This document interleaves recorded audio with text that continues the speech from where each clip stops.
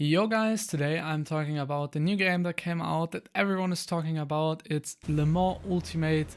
It came out 2 days ago. It looks really impressive, especially also in the trailers. It was really promising, and today I'm going to review it, how it is. First of all, I'm uploading right now also setups for ACC for those who don't know, and yeah, I have a link down below. Would be really great if you want to try it. And yeah, also please subscribe first of all and leave a like. This would also really help me. So yeah, let's now get into it. So first of all, we are talking about the graphics. The graphics looks pretty good, especially on every single track when also the sunset is going down and stuff like that. It looks really good. Personally, for me, sometimes it's a bit bleached out, but overall it looks pretty damn good. Also in the night it looks good, and also in the rain it looks pretty good. So overall, this is a big plus for it. Many other sims are not having that good of graphics. Performance-wise, it's a bit on the downside actually. I can't drive with AI on Epic, and I have a 3080 and a good PC like i9 for those who know it, but it's pretty weird actually that we have such big performance issues. I know many people have it. It's like a big lag. It's not like you have performance drop of 20 FPS. It's freezing. It's a full freeze for maybe 2 seconds or 1 second. So it's, I don't know where it comes from, but it's quite weird. So I'm always driving online with the lowest graphics. So it actually looks like shit, but yeah, they should tweak that. Then we next come to the overlay. The overlay itself is, yeah, I would say really minimalistic, but that's also pretty trendy right now. So overall, I like the design. It's well designed, but there are also some downsides. The menu itself is not really intuitive. Like it's a bit over engineered for beginners. It's not really easy to set it up correctly. For example, there are so many options in the force feedback settings and stuff. Yeah, for example, you have to invert the force feedback, which I don't understand. Just make it as it should work. Other sims are doing it correctly, and you don't. When you drive a DD, you have to invert the force feedback. And R Factitude was, I think, also the same, but it's also the same with LMU. So I don't understand it. It doesn't really improve that much. That was also a really big thing for the first time I was driving LMU, because the whole wheel just snapped in the other direction and I nearly lost my fingers or something. So yeah, that should be optimized. Coming to the content of the game, I think it's a limited game, as also ACC is, which, I mean, ACC and LMU are connected to the real life racing. I guess there will just be track for the WEC. So yeah, right now we have 7 tracks. I think all laser scanned, which is pretty good. For example, we have the new Spa with the new Rouge, as well as the new No Name because of the motorcycles driving there. And also, I really have to say, the tracks have great detail. They are just driving wise, there are a lot of details in it, and also like the surrounding itself. It's really good actually. I really have to say that. Also, the cars are pretty good. We have 3 classes: LMDH, LMP2, and GTEs. The LMDH are not really, yeah, ready yet. I would say there are some cars missing, for example, BMW and Alpine. As well, the physics of some cars are really not understandable. For example, the Cadillac just drives insanely bad compared to the Porsche or the Ferrari. I also think the Ferrari is one of the fastest cars in LMU. So yeah, I would say there are some things you have to optimize that the game will be esports ready. Otherwise, it has to be a custom BOP for the esports series, as in ACC as well. But I think the goal should be that the game itself has a good BOP, but right now it's not really perfect yet. And that's also, I'm talking about the GTE later, because we have the kind of same issue. The LMP2 don't have any BOP because there's only one manufacturer in the game. So it's just the Oreca, and I really have to say the LMP2 is quite a good car. It drives similar to the R Factor 2 car I drove in VLMS 2021. I also like the track combo right now for this week with Portimao, but it's quite sad there's only one manufacturer. If I'm not wrong, there was last year the Alpine also as a manufacturer in the LMP2, so also something that's missing there. But overall, the car feels, I think, quite good. The brakes are really sensitive, but overall, I quite like it how it behaves. There's some minor issues which probably result because of I just drove the fixed setup, but it just sometimes over rotates and snaps. But overall, it drives pretty good. Coming to the GTEs, they also have great physics. You can really feel the difference between the LMP cars and LMDH car compared to the GTE, because the GTE has way more roll in itself, and also it just weights way more. You can really feel it, and the suspension is softer and stuff like that. And yeah, it's pretty good, I would say. But the problem is the BOP is as same as the LMDH BOP, not really good. For example, on Fuji, the Ferrari is way ahead of the other cars. I didn't drove that much of the GTs, but I heard the GTs like the Ferrari GT is like 1 second clear of all other cars. And also the Porsche, yeah, I don't know what it is, but there's a big iPad in the windscreen. Like, you can't really see the corners. I mean, probably that's something that's in real life, but it's a bit it's really limited, as also you can't really change your seating position, so you have a big screen in your view and you can't see some corners. So there always will be the Ferrari better, so something that has to be changed maybe. Coming to the engine sounds, I think no sim can top it right now. The sounds outside is incredible. You can hear it from GTE, LMP2 and LMDH. I also will leave a full audio right now for it because it's so good.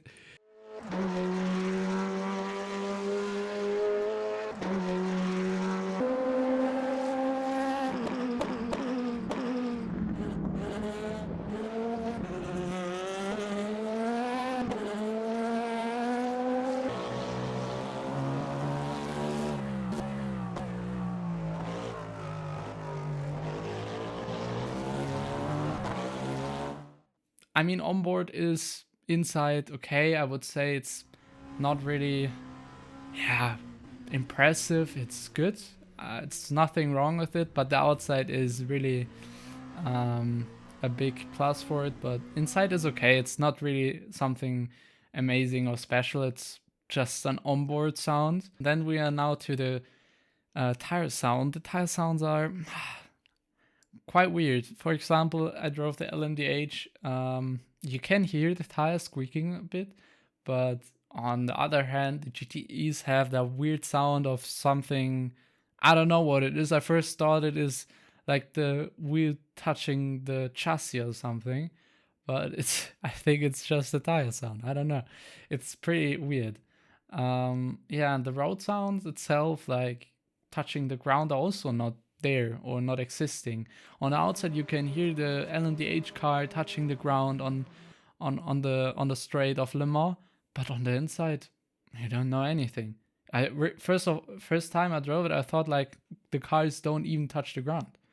But yeah, they do, but you don't really hear it. Physics-wise, the game is, I would say, pretty good. Cold tires feel really slippery, as it also does in real life. I don't know how an LMP car feels with cold tires, but yeah, as it's slippery, it's more realistic, of course. The suspension physics, I would say, is not that bad. It's not really as detailed as in ACC, in my opinion. It's more simplified, but on the other hand, it's also a bit better because I think in ACC there are a lot of bugs in the suspension, and in LMU it's I would say pretty good, but it's not that detailed. I really can't explain it, but there's some, like in ACC you have more variety of how the car is behaving, and in R Factor it's just compensating the road effects, and that's it. Like there's no really change in the in the suspension itself. It's really weird. Other than that, it's quite intuitive, I would say. The cars are understandable overall. Some cars are less understandable than others, but you can drive them. One thing that's, I would say, also a good thing about is that you have to be really clean at driving, as when you're locking up the tires or overdriving, your tires will end up dying. Like it's, for me personally, it's a good thing, because what I heard was that in R Factor he really pushed the car over the limit sometimes, and you just didn't care and stuff like that. So that's a good thing, I would say. You have to push, but also drive clean on the other hand. So that's a bit tricky, but that's also what makes the perfection of it. So that's, I would say, pretty good thing about it. Other than that, I would say it does feel the same as R Factor 2. It has some changes in it, but it's also sometimes quite similar. But overall, I would say it's a pretty good physics itself. Force feedback on the road details are great, but you really have to set up the force feedback. For beginners, it's not really good. It's really horrible. As I said before, you also have to invert the force feedback on the DDs, I think. It's only on the DDs.